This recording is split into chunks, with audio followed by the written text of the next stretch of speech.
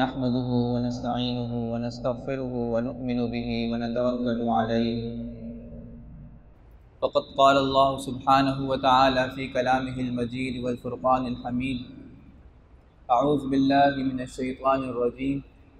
لقد كان لكم في رسول الله أسوة حسنة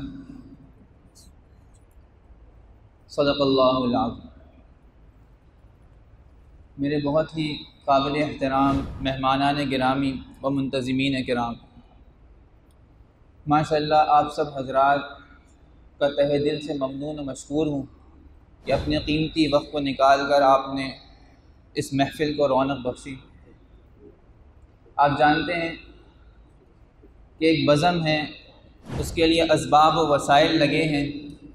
منتظمین کرام اساتذہ کرام کی محنت ہے، آپ حضرات کا تعاون ہے، آپ حضرات کے جان کی، مال کی، وقت کی ایک اہمیت ہے، قدر ہے۔ ان سب کے باوجود بھی اگر ہم اس جگہ جمع ہیں تو اس کا مقصد یہ ہے کہ ہم یہاں سے کوئی فائدہ اور کارآمد بات لے کر جائیں۔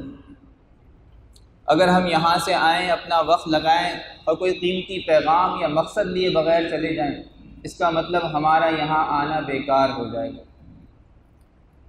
نبی کریم صلی اللہ علیہ وسلم سرزمین عرب کے اوپر نازل ہوئے، مبعوث فرمایا گیا آپ صلی اللہ علیہ وسلم۔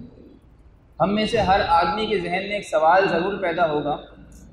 کہ نبی کریم صلی اللہ علیہ وسلم تو عرب میں نازل ہوئے، قرآن شریف بھی عربی زبان میں تھا، جب آپ صلی اللہ علیہ وسلم دنیا میں تشریف لائے اس وقت عربی زبان کی فصاحت و بلاغت انتہائی کمال کی تھی۔ اہل عرب اپنی فصاحت میں، اپنی بلاغت میں، اپنی زبان میں مہارت میں، تکلم میں، ہر چیز میں اپنی علو شان اور اپنی انتہائی عروج پر تھے، لیکن اس کے باوجود بھی یہ نہ کیا گیا کہ قرآن کریم کو کعبہ کے اوپر لٹکا دیا جاتا اور کہہ دیا جاتا تم تو عربی زبان جانتے ہو، پڑھ لو اس کو۔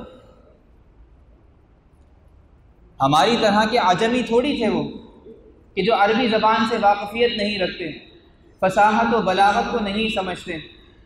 وہ تو اہل عرب تھے اور عربی بھی عام انسان نہیں، فصیح و بلیغ عربی تھے، بڑے بڑے قصیدے، بڑے بڑے عربی اشعار کہنے والے لوگ تھے۔ اس کے باوجود بھی نبی کریم صلی اللہ علیہ وسلم کو دنیا میں مبعوث کیا گیا اور ان کے ذریعے سے قرآن دیا گیا۔ نبی کریم صلی اللہ علیہ وسلم نے قرآن کی تعلیمات دی اور تربیت اپنی دی۔ تو قرآن جب ہمیں ملا تو دو چیزوں کے ساتھ ملا، ایک تعلیم کے ساتھ اور ایک تربیت کے ساتھ، جس کا ذکر قرآن کی اس آیت میں نے آپ سے کیا، لقد کان لکم فی رسول اللہ اسوۃ حسنہ، کہ تمہارے لیے نبی کریم صلی اللہ علیہ وسلم بہترین نمونہ ہے، a great ideal، بہترین پرسنالٹی کسے کہتے ہیں کہ جس کے سر کے بال سے لے کر پیروں کے ناخن تک ایک ایک چیز تہذیب اور تعمیر سے مدون ہو۔ یعنی نبی کریم صلی اللہ علیہ وسلم کی شخصیت ایسی تھی کہ جو دیکھتا تھا وہ اسلام کی طرف، دین کی طرف راغب ہو جاتا تھا۔ نبی کریم صلی اللہ علیہ وسلم نے جب اسلام پھیلایا تو لوگوں نے سب سے پہلے ان کے کردار پہ بات کری اور یہ کہا کہ یہ تو ہمارے ہاں بچپن سے آج تک دیکھتے آئے ہیں، یہ تو صادق ہیں، امین ہیں۔ کردار آپ صلی اللہ علیہ وسلم کا ڈسکس ہوا سب سے پہلے کہ یہ قرآن اس کی طرف سے دیا گیا ہے جو انتہائی سچا، انتہائی امانت دار۔ تو آپ صلی اللہ علیہ وسلم نے تعلیم اور تربیت ہمیشہ یکساں اور ساتھ ساتھ چلائی۔ اور آپ جانتے ہیں نبی کریم صلی اللہ علیہ وسلم سرزمین عرب سے باہر نہیں گئے، لیکن اسلام تو پورے عالم میں پھیلا۔ تو آپ صلی اللہ علیہ وسلم نے ایک مدرسے کی بنیاد ڈالی صفہ کے نام سے۔ صفہ کے اندر وہی دو باتیں، تعلیم بھی قرآن کی اور تربیت بھی صحابہ کرام کی، اسی طرز پہ جو اللہ نے نبی کریم صلی اللہ علیہ وسلم کی رکھی تھی، آپ نے صحابہ کرام کی تربیت شروع کی، اور اس کا نتیجہ یہ نکلا کہ ایک ایسی جماعت تیار ہو گئی جو تعلیم کے ساتھ تربیت سے بھی آراستہ تھی، صرف نالج نہیں تھا، ڈسپلن بھی بھرپور تھا۔ یہی وجہ ہے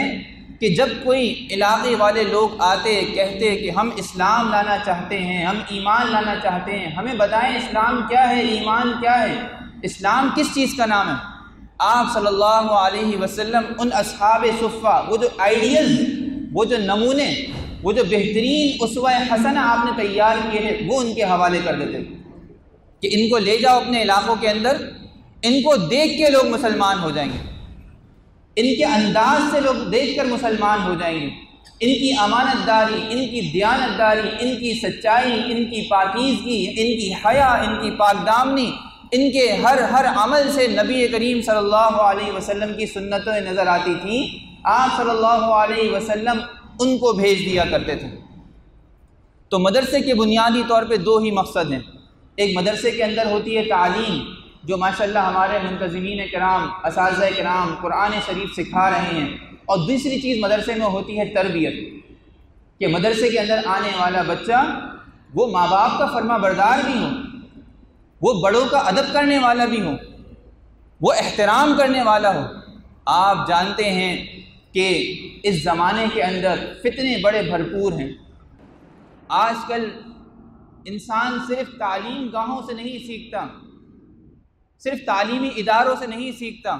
انٹرنیٹ کے ذریعے سے بھی بچے سیکھ رہے ہیں،